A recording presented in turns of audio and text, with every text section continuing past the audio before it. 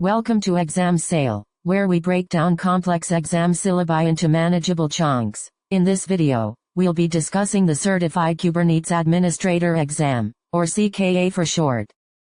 The exam is divided into 5 domains: troubleshooting, cluster architecture, installation and configuration, services and networking, storage, and workloads and scheduling. The weights for each domain are 30%, 25%, 20%, 15%, and 10% respectively.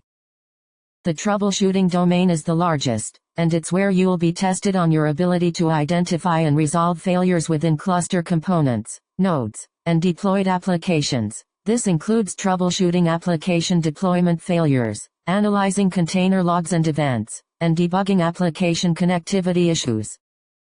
Within troubleshooting, you'll need to understand application failures, including how to troubleshoot application deployment failures and how to analyze container logs and events. You'll also learn how to identify and fix cluster component failures, including how to identify failing control plane components and how to troubleshoot at health.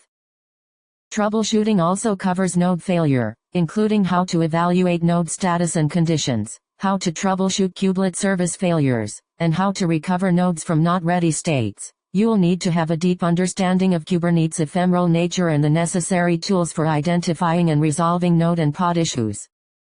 The cluster architecture, installation and configuration domain focuses on infrastructure management, role-based access control, and cluster lifecycle operations. This includes installing and configuring Kubernetes control plane, managing highly available control plane components, and implementing role-based access control permissions.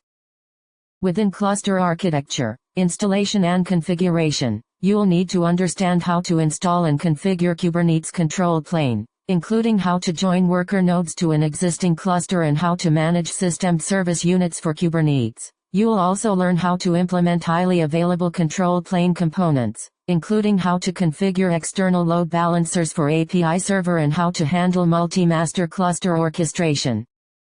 Services and networking covers internal and external cluster communication, load balancing, and network security policies. This includes configuring cluster IP and node port services, implementing load balancer service types, and managing headless services for stateful apps.